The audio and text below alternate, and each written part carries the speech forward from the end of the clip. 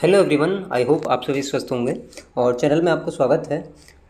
इस वीडियो में जो कवर करने जा रहे हैं, जो डिस्कशन है वो डीडीए जेई का जो इलेक्ट्रिकल एंड मैकेनिकल का कट ऑफ है उसके बारे में जानेंगे। सिविल इंजीनियरिंग का कट ऑफ जो है वो एक तरह से सेफ कट ऑफ जो कि बता दिया गया है उसमें, लेकिन जो फैक्टर हैं वो कंसीडर नहीं किए गए हैं, वो भी वहाँ पर इंक्लूड कर दिए गए हैं कि विदाउट फैक्टर ऑफ सेफ्टी क्या है वो चीज़ वहाँ पर दी गई है। सेम इलेक्ट्रिकल एंड मैकेनिकल के लिए जो डेटा एनालिसिस है वो कर दिया गया है एंड टीएमसीक्यू एप्लीकेशन पे क्या है अवेलेबल करवा दिया गया है, जो कि आपके लिए क्या है फ्री ऑफ कॉस्ट है। अब कुछ बच्चों का डाउट इस रिगार्डिंग फ्री आता है कि सर अगर फ्री ही है तो आप इसको यहीं पर शेयर कर दीजिए, सर आप सभी को दे दीजिए। तो मैं उसके लिए बोलना चाहूँगा कि कुछ टर्म्स एंड कंडीशन होती हैं कि जिनकी वजह से मैं डेटा कलेक्ट करता हूँ रैंक आईक्यू से, एंड देन उसके लिए ही एप्लीकेशन बनवाया गया। अगर मैं ये चीज़ें यहाँ पर शेयर कर पाता तो देन मैं श्योर इनको शेयर कर देता। एंड जब एप्लीकेशन है तो उसके कुछ चार्जेस भी हैं, एक्सपेंसेस भी हैं, जिसकी वजह से क्या है वो चीज़ें वहाँ पर रखी गई हैं। पर तब भी आप उसको अगर पीडीएफ को डाउनलोड करेंगे, वहाँ पर जाएंगे तो आपको वो फ्री मिलता है, पेड करने की कोई ज़रूरत नहीं है। अगर आप उसको बाहर से देखेंगे तो देन श्योर वो आपको पेड दिखाएगा। इसके लिए क्या है, एप्लीकेशन आपको डाउनलोड करना पड़ेगा। तो एक एक करके बात करते हैं कि क्या चीज़ें हैं, क्या किस तरह से डेटा है और जो डेटा है उस पर जो काम किया गया है इलेक्ट्रिकल मैकेनिकल के लिए। सीट आपको पता ही है, जो सीट हैं लगभग 35 सीट क्या हैं टोटल थी इलेक्ट्रिकल मैकेनिकल की। जैसे कि मैंने देखा 35 सीट कुल थी, जिसमें कि 16 यूआर की थी। यूआर की सीटों की बात की जाए तो 16। तो 1 to 1 क्या है बात करते हैं कि कितना सेफ कट ऑफ रह सकता है और क्या चीज़ें हैं। तो मैं सबसे पहले ओवरऑल डेटा खोल रहता हूँ डीडीए जेई का इलेक्ट्रिकल मैकेनिकल का जो ओवरऑल डेटा है जिस पे की मेहनत की गई है। ये ओवरऑल है, मतलब हाई टू लो मार्क्स में ये ओवरऑल डेटा है। यहाँ से आप अपना देख सकते हैं, अगर आपने रैंक के ऊपर चेक किया है तो वहाँ से क्या है आपको नजर आएगा कि देखो, मैं अभी ये चीज़ और क्लियर कर देता हूँ कि मैं रिगार्डिंग किसी शिफ्ट में शायद नॉर्मलाइजेशन का इशू है, वो सब चीज़ें मैंने कंसीडर नहीं किया है। जो डेटा मेरे को मिला मैंने उस पर कट ऑफ पे काम किया है। अब अगर उस शिफ्ट में कुछ नॉर्मलाइजेशन का प्रॉब्लम है या कोई इशू है, उस पर क्या है हम बाद में डिस्कस करेंगे। बट इस डेटा के अकॉर्डिंग जो कट ऑफ क्या रह सकता है वो मैं आपको बता दूंगा, और अराउंड आपको वही कट ऑफ क्या है लगभग देखने के लिए मिलेगा।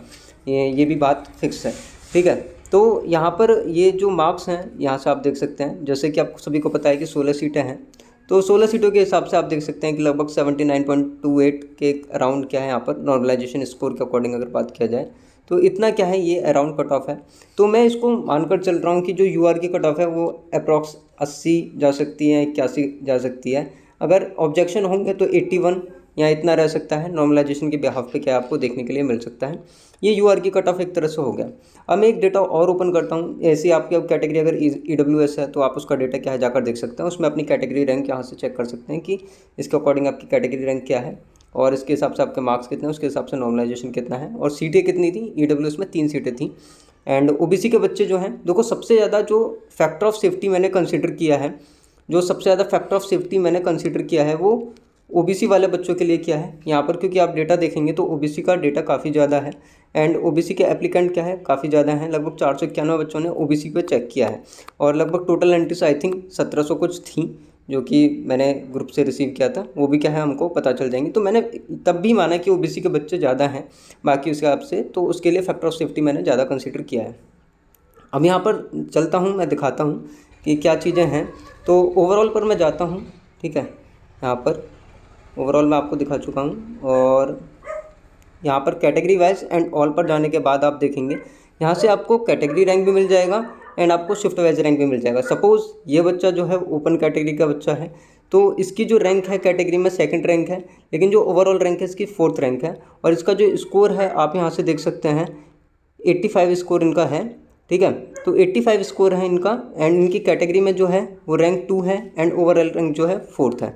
इस हिसाब से नीचे चल के आप अपनी सभी की रैंक अपना यहाँ से देख सकते हैं, चेक कर सकते हैं कि आपका ओवरऑल रैंक कितना है, कैटेगरी रैंक कितना है।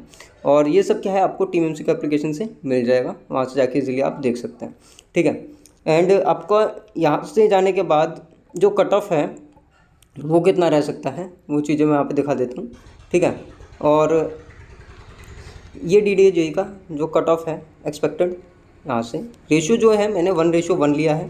यहाँ से आप ये चीज़ क्लियर करेंगे, जो रेशियो मैंने लिया है 1:1 यहाँ से लिया है, ठीक है।